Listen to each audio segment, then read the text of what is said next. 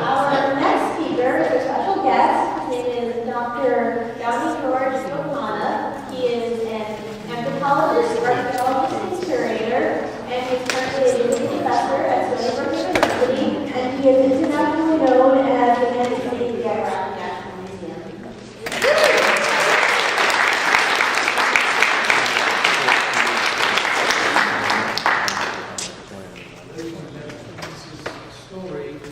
That could be the oldest written story in the history of mankind. We know that this story of Gilgamesh was written almost 2,700 years before Christ, and that is almost 5,000 years before now. So,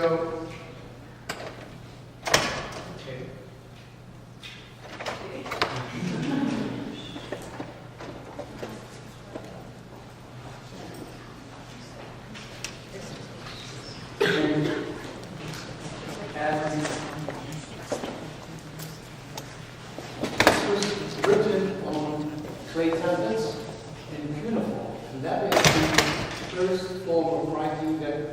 Human beings started.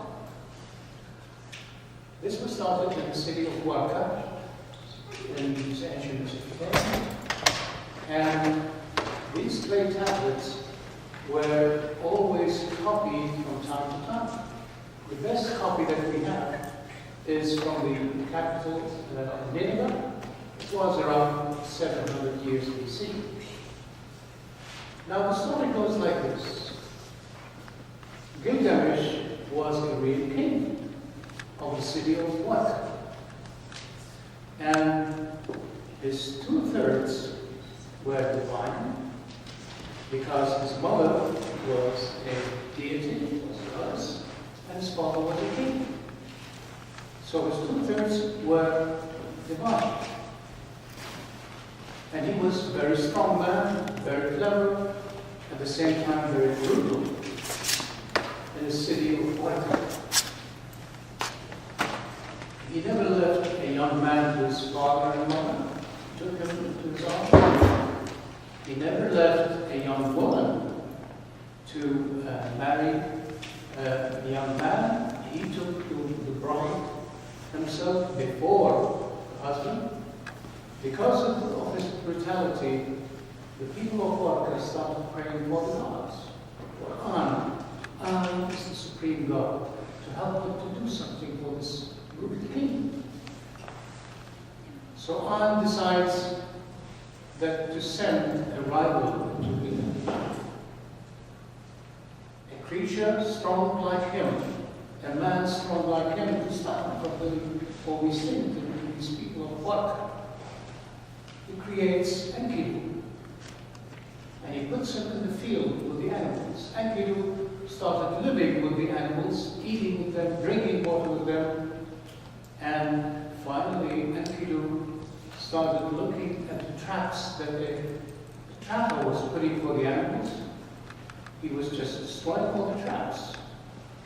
Once he was spotted by this trap, he saw this mighty young man, strong man, and he was amazed. Who was this? He went and told his father about it. His father said, "You have to go and tell Gilgamesh, king of the city, about it." He goes to King Gilgamesh and says, "This is what I saw." Gilgamesh thought for a while, said, "Okay, just a minute." He calls the harlot from the temple. He told her to go and try to show yourself to this man. Then she goes with the trapper. He takes her to that spot that he had spotted this man. He comes, she undresses, and sits there. And once Enkidu saw her, this beautiful young lady came close to her, and she attracted him for 7 days and 7 nights. He stayed with her. Little by little, he left his anger. So when he wanted to run with them, he did not. When he wanted to drink with them, they did not come said, why do you think you can stay here? You're a human. You have to come with me. She brings him on to her home, dresses him, cleans him, gives him perfumes. As a man, as the story says, she taught him the civilization. She taught him the culture. Then she took him to the city of Harvard. And in that day, where there was a ceremony, a wedding, and as it was custom for Gilgamesh, he was the one who takes the wife before the husband. And Enkidu knew that, and he said, not anymore. I'm here to stop you. You cannot do this. Then they started fighting. For days and nights they started fighting. These two heroes started hitting the doors and just smashing the doors of the temples and palaces because they were very strong. And finally, no one won. They decided to become friends. And what a friend should they have? They were very, very strong. They were handsome, all two of them. And because of that, Inanna came into the scene. And this is Inanna, the goddess of beauty and war and love. She said, Gilgamesh, I want you to become my husband. He said, no, I know what you do for your husbands. I reject you from the bottom of my heart. I don't want to be closer to you because you are a fire, you burn everything that comes closer to you. And even Enkidu did not like the way Gilgamesh spoke to her. Then she went back, rejected, to her father An, and asked him to do something for this arrogant man. Please create this heavenly bull and send him to kill Gilgamesh. An created this heavenly bull with horns made of lapis lazuli and weird and gold, and sent them down to these two heroes. But these two heroes grasped this bull and started fighting the bull, and then finally killed him. And Inanna was very, very upset about this.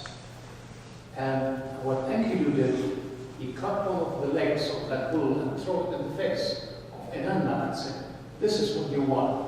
We don't want you. She was offended so much. She went back again to her father An. You have to do something for these two people. So immediately An sent a sickness to Enkidu to teach Gilgamesh a lesson on his life. Enkidu fell sick. In a few days, Enkidu died. And Gilgamesh refuses to bury him. He puts him on a place, on a table, sits beside him, day and night, for 7 days and 7 nights, refusing to bury him, waiting that he would come back to life. Finally, he watched worms coming out of his nose. And then he said, no, it's done. Then again he started thinking for himself. Send Enkidu to bury him. Thinking for himself, me, the great Gilgamesh, will die like this one. Even though I am a two-thirds of deity, but only one-third, and that is, I have to die. Then he starts again to think what to do. He said for himself, he heard that his grandfather has become a deity. Went to the sea to talk to his grandfather.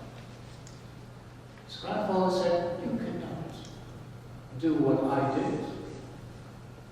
He started telling him the story of the flood. The story that we know from the Bible, exactly the same story.